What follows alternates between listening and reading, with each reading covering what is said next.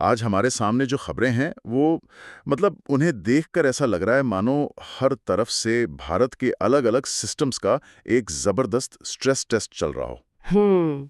बाहर देखिए तो बॉर्डर पर तनाव है, अंदर कोहरे ने हवाई अड्डों को ठप कर दिया है। सही बात है। एक तरफ देश की सबसे बड़ी परीक्षा पर ही सवाल उठ रहे हैं, तो दूसरी तरफ डिजिटल पेमेंट की दुनिया में फ्रॉड बढ़ रहे हैं।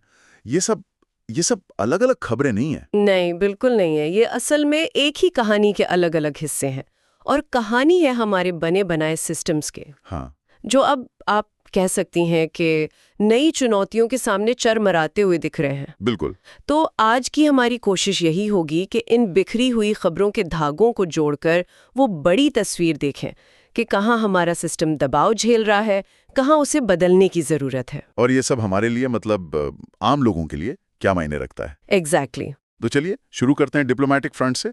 वहां तो माहौल हमेशा की तरह गर्म ही रहता है। हम्म। विदेश मंत्रालय के प्रवक्ता हैं रणधीर जायसवाल। उन्होंने पाकिस्तान के आरोपों पर बहुत ही तीखा जवाब दिया है। अच्छा।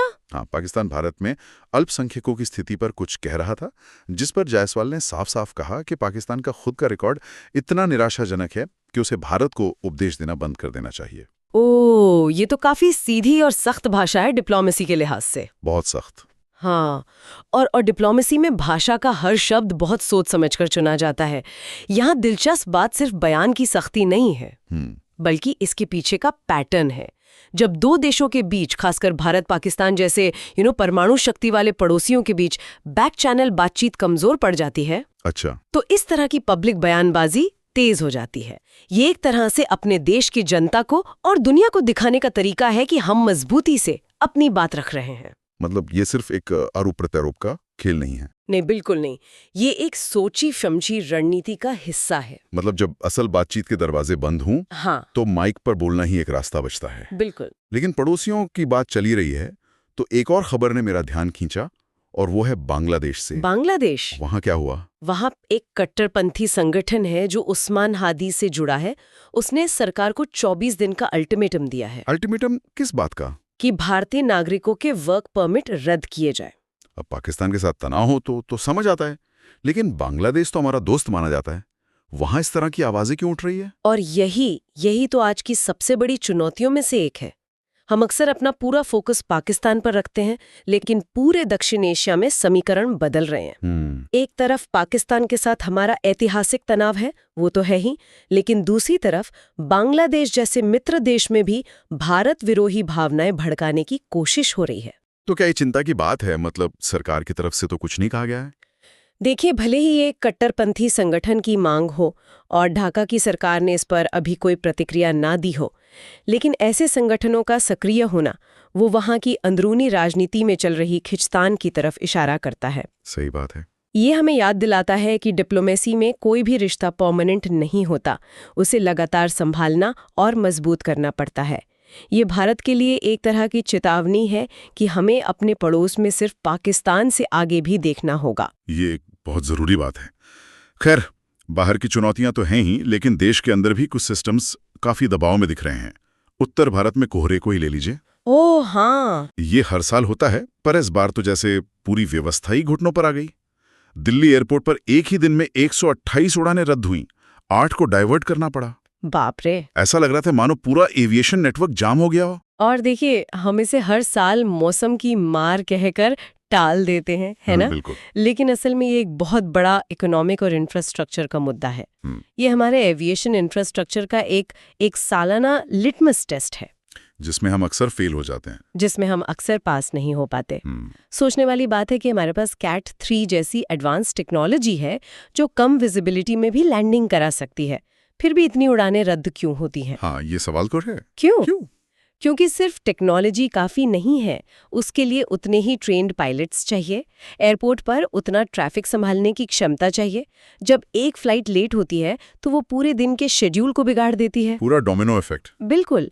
और एक दिन की ऐसी अव्यवस्था से एविएशन सेक्टर और उससे जुड़े व्यापार को हजारों करोड़ का नुकसान होता है। तो ये सिर्फ यात्रियों की परेशानी नहीं है, ये हमारे आर्थिक विकास के पहिए में लगा एक ब्रेक है। यहाँ एक बहुत दिलचस्प कनेक्शन दिख रहा है। एक तरफ कोहरे जैसी एक प्राकृतिक वजह हमारे बनाए हुए सिस्टम की पोल खोल रही है, तो दूसरी तरफ एक टॉप अधिकारी कह रहे हैं कि हमारा एक और बड़ा मानव निर्मित सिस्टम अब भविष्य के लिए बेकार हो चुका है। आप संजीव सान्याल की बात कर रहे हैं? जी बिल्कुल। प्रधानमंत्री की आर्थिक सलाहकार परिषद के सदस्य संजीव सान्याल, उन्होंने यूपीएससी परीक्षा पर एक तरह से बम फोड़ा है। हाँ, मैंने भी पढ़ा। उन्होंने कहा कि एआई की दुनिया में यूपीएससी और पारंपरिक यूनिवर्सिटी डिग्री प्रासंगिक नहीं रह गई हैं।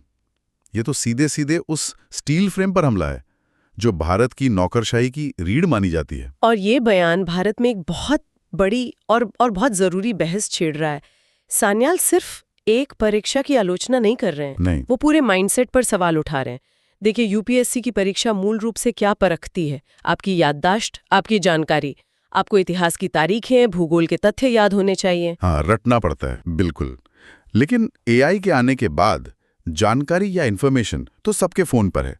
एआई आपसे बेहतर डेटा प्रोसेस कर सकता है, तो भविष्य के अधिकारी को किस चीज पर परखा जाना चाहिए? ये तो बड़ा सवाल है। समझा। सान्याल का तर्क है कि अब हमें ज्ञान से ज्यादा कौशल यानी स्किल्स की जरूरत है। लेकिन क्या ये इतना आसान है? लाखों छात्र हर साल इस एक परीक्षा के लिए अपनी जिंदगी के कई साल लगा देते हैं। इसे एक महान लेवलर के तौर पर देखा जाता है। सही बात है। जहां एक छोटे से गांव का लड़का या लड़की भी मेहनत करके टॉप पर पहुंच सकता है। अगर हम इसे बदलकर स्किल बेस्ड कर देंगे तो क्या इससे एक नई तरह की असमानता पैदा नहीं होगी? बिल्कुल हो सकती है। जहां बड़े शहरों के लोग जिनके पास महंगी ट्रेनिंग का एक्सेस है वो आगे निकल जाएंगे। ये एक बहुत ही जायज और जरूरी सवाल है, और यही इस बहस की, आप कह सकती हैं, जटिलता है। इसका मतलब ये नहीं है कि यूपीएससी को कल ही खत्म कर दिया जाए, लेकिन इसे बदलने की शुरुआत करनी होगी। मिसाल के तौर पर एआई नैतिक दुविधाओं को नहीं सुलझा सकता। नहीं, वो जमीन पर जाकर लोगों की समस्याओं को हमदर्दी से नहीं समझ सकता। भविष्य के अधिकारियों को इन सॉफ्ट स्किल्स जैसे कि critical thinking, problem solving, empathy पर परखा जाना चाहिए। तो परीक्षा का ढांचा बदलना होगा। शायद परीक्षा का ढांचा ऐसा हो जहां एक हिस्सा ज्ञान का हो तो दूसरा इन स्किल्स का। ये बहस असल में भारत को भविष्य के लिए तैयार करने की बहस है। मतलब एक तरफ कोहरा हमारे फिजिकल इंफ्रास्ट्रक्चर की सीमाएं दिखा रहा है और दूसरी तरफ एआई हमारे इंटेलेक्चुअल इंफ्रास्ट्रक्चर यानी हमारी शिक्षा और भर्ती प्रणाली को बदलने की चुनौती दे रहा है। बिल्कुल सही कनेक्शन है। और ये सिस्टम्स पर दबाव वाला थीम ये संसाधनों और नियमों के मामले में भी दिख रहा है। सुप्रीम कोर्ट ने अरावली पहाड़ियों की परिभाषा पर अपने एक पुराने आदेश पर रोक लगा दी है। हाँ, ये बहुत बड़ा मामला है। कोर्ट का मानना था कि पिछली कमेटी में ब्यूरोक्रेट्स का मतलब अफसरों का दबदबा था। और ये केस पर्यावरण और विकास की लड़ाई का एक क्लासिक उदाहरण है।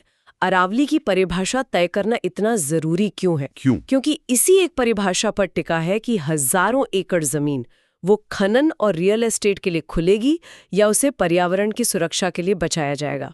ये सिर्फ एक भौगोलिक रेखा नहीं है, ये एक आर्थिक और इकोलॉजिकल लक्ष्मण रेखा है। अच्छा। और सुप्रीम कोर्ट का नई विशेषज्ञ समिति बनाने का फैसला ये दिखाता है कि न्यायपालिका अब इन जटिल मुद्दों को सिर्फ प्रशासनिक नजरिए से नहीं बल्कि वैज्ञानिक और विशेषज्ञ नजरिए से देखना चाहती है। ये एक बड़ा और सकारात्मक बदलाव है। संसाधनों की बात हो रही है तो पानी से ज्यादा संवेदनशील क्या हो सकता है? कुछ भी नहीं। सिंधु जल संधि निलंबित होने के बावजूद भारत ने जम्मू कश्मीर में चेनाब नदी पर 260 मेगावाट की एक नई पन बिजली परियोजना को मंजूरी दी है, दुलस्ती स्टेज 2। और पाकिस्तान ने जरूर इस पर आपत्ति जताई होगी। जाहिर है उन्होंने कड़ी आपत्ति जताई है और भारत पर पानी को हथियार बनाने का आरोप लगाया है। देखिए, यहाँ एक तकनीकी लेकिन महत्वपूर्ण बात समझने वाली है। सिंधु जल संधि के तहत भारत को पश्चिमी नदियों पर run of the river project बनाने की इजाजत है। इसका क्या मतलब हुआ? इसका मतलब है कि आप नदी का पानी रोककर कोई बड़ा जलाशय नहीं बना सकते, लेकिन आप बहते हुए पानी से बिजली बना सकते हैं। अच्छा। भारत का तर्क इसी तकनीकी आधार पर है, लेकिन पाकिस्तान का आरोप ये दिखाता है कि जब दो देशों के बीच भरोसा ना हो तो पानी जैसे साझा संसाधन पर हर कदम को शक की निगाह से देखा जाता है। ये सिर्फ एक बांध नहीं है, ये भू राजनीति का एक बड़ा प्रतीक बन जाता है, जहां पानी ऊर्जा के साथ साथ एक रणनीतिक हथियार भी है। ये पैटर्न तो मतलब हर जगह दिख रहा है। तेजी से विकास करो और फिर जो समस्याएं आए उन्हें सुलझाते रहो। ऐसा ही कुछ हमें डिजिटल पेमेंट और एविएशन सेक्टर में भी दिखा। आरबीआई ने यूपीआई फ्रॉड के बढ़ते मामलों पर बैंकों को चेतावनी दी है। हाँ। और दूसरी तरफ इंडिगो के संकट के बाद डीजीसीए ने हवाई किराए की ऊपरी सीमा तय कर दी है। ये दोनों खबरें अलग अलग सेक्टर की हैं, पर कहानी एक जैसी लग रही है। बिल्कुल एक जैसी कहानी है। यूपीआई और सस्ती एयरलाइंस दोनों भारत की बड़ी सफलता की कहानियां हैं। इसमें कोई शक नहीं। यूपीआई ने डिजिटल पेमेंट में क्रांति ला दी और हवाई यात्रा को लाखों लोगों की पहुंच में ला दिया। लेकिन दोनों ही मामलों में विकास की रफ्तार इतनी तेज थी कि सुरक्षा और नियमन पीछे छूट गए। यूपीआई जितना आसान हुआ, फ्रॉड करने वालों के लिए भी उतना ही आसान हो गया। हवाई यात्रा जितनी सस्ती हुई, एयरलाइंस पर उतना ही दबाव बढ़ा, जिसका नतीजा पायलटों की कमी और ऑपरेशनल कियोस के रूप में सामने आया। तो अब आरबीआई बैंकों से कह रहा है कि अपना सिस्टम मजबूत करो और डीजीसीए एयरलाइन से कह रहा है कि अपनी उड़ानें कम करो और किराया भी एक हाथ में रखो। सही। और दोनों ही मामलों में नियामक संस्थाओं यानी आरबीआई और डीजीसीए को उपभोक्ताओं के हितों की रक्षा के लिए दखल देना पड़ा। ये असल में एक move fast and break things culture का नतीजा है। मतलब आप तेजी से आगे बढ़ते हैं, कुछ चीजें टूटती हैं और फिर रेगुलेटर को आकर गोंद और टेप से उसे जोड़ना पड़ता है। ये एक परिपक्व होती अर्थव्यवस्था का संकेत है, जहां बाजार और उपभोक्ता संरक्षण के बीच एक संतुलन बनाना पड़ता है। इन तमाम बड़ी नीतिगत, कूटनीतिक और आर्थिक खबरों के बीच एक व्यक्तिगत कहानी ने मुझे अंदर तक झकझोर दिया। कौन सी? अमेरिका में एक सड़क हादसे में तेलंगाना की 2 लड़कियों की मौत हो गई। 24 साल की पुल्लाखंडम मेघना रानी और कड़याला भावना। ये बहुत दुखद है। वे नौकरी की तलाश में एक शहर से दूसरे शहर जा रही थी जब ये हादसा हुआ। ये खबर हमें इन सारी बड़ी बहसों के बीच जमीन पर वापस ले आती है। ये हमें याद दिलाती है कि हम जिन सिस्टम्स, नीतियों और तनाव की बात कर रहे हैं, उनके केंद्र में इंसान है। हाँ। उनके सपने हैं, उनकी कहानियां हैं। बेहतर भविष्य की तलाश में विदेश गए इन युवाओं की कहानी भारत के हजारों परिवारों की कहानी है। ये उन मानवीय पहलुओं को उजागर करते हैं जो अक्सर अखबारों की सुर्खियों के शोर में खो जाते हैं। बिल्कुल सच कहा। और ये कहानी कहीं न कहीं संजीव सान्याल की यूपीएससी वाली बहस से भी जुड़ती है। वो कैसे? ये वो युवा है जो बेहतर अवसरों के लिए हमारे सिस्टम से बाहर निकलकर दुनिया में अपनी जगह तलाश रहे थे। ये एक दुखद याद दिलाती है कि इन नीतियों के परिणाम कितने व्यक्तिगत और गहरे होते हैं। बिल्कुल, हर आंकड़े के पीछे एक चेहरा होता है। तो आज की इन सभी खबरों को एक साथ पिरोने पर जो तस्वीर उभरती है, उसे मैं 2 शब्दों में कहूंगी: अव्यवस्था और अनुकूलन। Disorder and adaptation. समझाइए जरा। चाहे वो कोहरे से चमराती हमारी एविएशन व्यवस्था हो, एआई के सामने पुरानी पड़ती हमारी शिक्षा व्यवस्था हो, या फिर पड़ोसियों के साथ हमारे कूटनीतिक रिश्ते, हर मोर्चे पर हमारा मौजूदा सिस्टम दबाव में है, वो अव्यवस्थित हो रहा है। और ये एक बहुत बड़ा सवाल खड़ा करता है। हाँ, सवाल ये है कि क्या हम सिर्फ तात्कालिक समस्याओं का समाधान कर रहे हैं? मतलब क्या हम सिर्फ आग बुझाने का काम कर रहे हैं? या फिर हमें भविष्य की इन अनिश्चितताओं के लिए अपनी व्यवस्थाओं को, अपनी संस्थाओं को और अपनी सोच को नए सिरे से डिजाइन करने का साहस है? ये वो सवाल है जिसके बारे में आज की बातचीत खत्म होने के बाद भी सोचा जा सकता है। कोई पार्ट अच्छा लगा हो कमेंट में बता देना, और कौन सी बुक या कौन सा टॉपिक नेक्स्ट देखना चाहते हो वो भी लिख देना। और हाँ, अगर वीडियो पसंद आया हो तो लाइक, कमेंट, शेयर और सब्सक्राइब जरूर करें।